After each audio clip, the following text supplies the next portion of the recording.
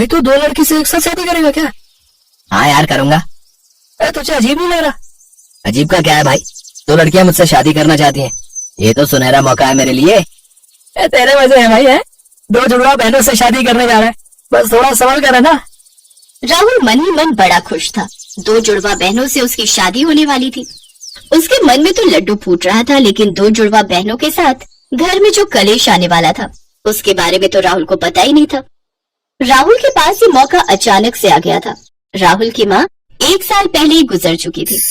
मरने से पहले उसकी माँ ने बस उससे एक ही बात कही थी, बेटा अब तक तो मैं तेरा ख्याल रखती थी, लेकिन मेरे जाने के बाद तेरा क्या होगा? जल्दी से शादी कर लेना बेटा, बहू आकर तेरा ख्याल रखेगी। लेकिन राहुल को कोई भी लड़की पसंद ही नहीं आ रही थी। उधर हेमा और रेखा भी इसी बात से परेशान थी। उन्हें भी कोई लड़का पसंद ही नहीं आ रहा था। हेमा और रेखा दो जुड़वा बहनें थी। बचपन से ही दोनों एक दूसरे से जलती थी। हेमा को एक लड़का पसंद आया तो रेखा ने कहा, वो लड़का तो मुझे भी पसंद है, मैं भी उसी से शादी करना चाहती हूँ। हाँ ऐसे कैसे? पहले मैंने उसे पसंद किया है। झगड़ा करने के बाद दोनों ने उस लड़के से ही पूछा, अच्छा तुम ही बताओ, हम में से किससे शादी करना चाहते हो? सोचकर बताना। उस लड़के ने कहा, मैं तो तुम दोनों में से किसी से भी कर लूंगा, दोनों दिखने में सेम टू सेम हो। ये सुनकर हेमा और रेखा ने उस लड़के को भगा दिया। उसके बाद राहुल को किसी ने ये बात बताई कि दो जुड़वा लड़कियां शादी के लिए लड़का ढूंढ रही हैं। राहुल हेमा और रेखा के घर गया और हर बार की तरह इस बार भी दोनों बहनों में लड़ाई शुरू हो गई। ये लड़का मुझे पसंद है। नहीं, ये मुझे पसंद है, इससे मैं शादी करूंगी। नहीं, इससे मैं शादी करूंगी। हेमा और रेखा सुंदर थी। राहुल को दोनों पसंद आई थी, इसीलिए राहुल ने कहा, अरे रुको रुको, झगड़ा मत करो, तुम दोनों ही कर लो मुझसे शादी। वैसे भी मेरे घर में और कोई है नहीं, मैं अकेला रहता हूँ, घर में तो जगह ही जगह है। ये बात हेमा और रेखा को पसंद आई और शादी तय हो गई। राहुल के दोस्त ने ये सुनने के बाद उसे संभल कर रहने के लिए कहा, लेकिन राहुल के मन में तो तब लड्डू फूट रहे थे। कुछ ही दिन में उसने हेमा और रेखा से शादी कर ली और दोनों बीवियों को लेकर घर आ गया। आज से यही तुम दोनों का घर है, अब यहाँ आराम से रहो। लेकिन मेरा कमरा कौन सा है? वो तुम्हारे लेफ्ट में जो कमरा है वो वाला। और मेरा? तुम्हारे दाहिने ओर जो कमरा है वो वाला। रेखा का कमरा मुझसे बड़ा क्यों है? मुझे बड़ा वाला कमरा चाहिए। कहाँ बड़ा है? दोनों सेम साइज के कमरे हैं। मुझे तो हेमा का कमरा बड़ा लग रहा है। एक काम करो राहुल, मेजरिंग टेप लाओ और कमरों का माप लो। राहुल मेजरिंग टेप लाया और उसने दोनों कमरों का माप लिया।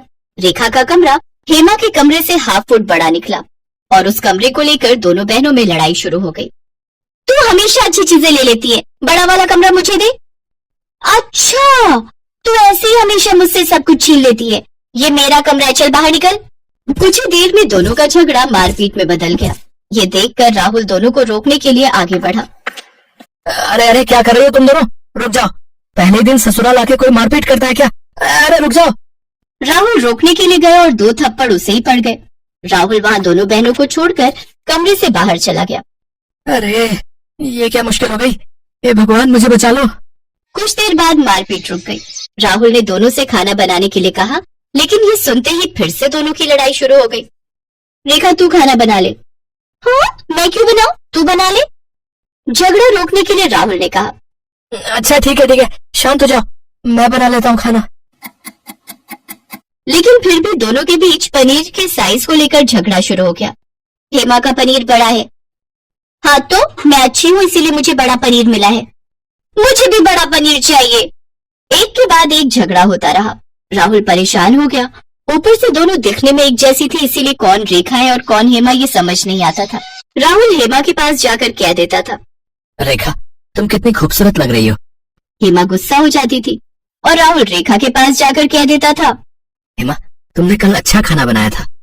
ये सुनकर रेखा गुस्सा हो जाती थी। इसी तरह रोजमर्रा के झगड़े से राहुल परेशान हो गया। हे भगवान, मैं कहाँ फंस गया।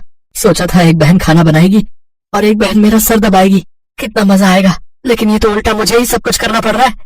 और एक दिन दोनों बहनों के बीच में झगड़ा इतना बढ़ गया, एक कटोरा राहुल के सर पर लग गया और सर से खून निकलने लगा। तब जाकर राहुल को गुस्सा आया। बस बहुत हो गया, ऐसी बीवी होने से अच्छा है कि मैं सिंगल रहूं। तुम दोनों अभी के अभी बाहर निकलो।